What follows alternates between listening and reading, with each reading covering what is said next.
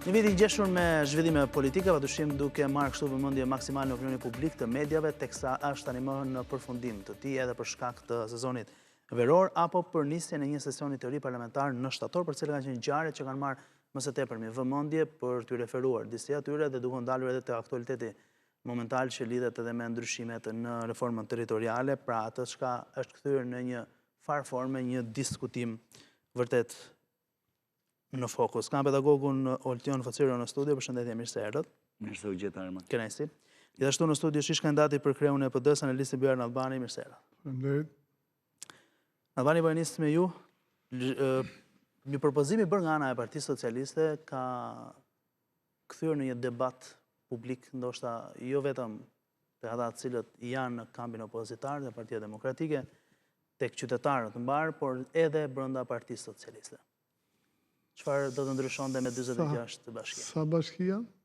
Janë propozuar 61 total 46. që janë për të shkrirë dhe shkojnë pastaj në 46 bashki. Do ishte mirë 30. Pse? Hajdutët shqiptar e kanë në gjak vjedhjen dhe çdo institucion që do të rëmbejnë, çdo vend pune i do shkojnë me ku ka fonde, ku ka zhvillime të parave, ata do synojnë vetëm të vjedhin. Dhe ka qenë dikur komunat 60 e ca bashki, të cilat ishin dhe po vinë tek 46, për mua do të ishin vetëm 30.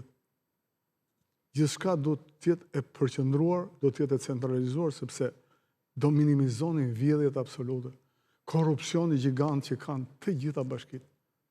Shko ku të duash.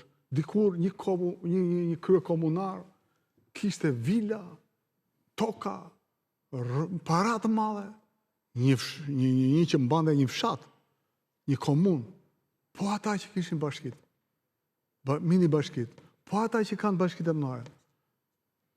Ne e dim që ka kulmuar tash përderisa kanë dalë edhe po rrinë në përburgje kryetarët e bashkive, e dim që atje ku ka zë s'është pa gjë, s'diskutohet që vjedhjet kanë qenë. Por këto kryeministri i ka parë me një dorë të hekur që do që të minimizojë të gjitha këto vjedhje të cilat kulmojnë me bashkitë e papërqendruara.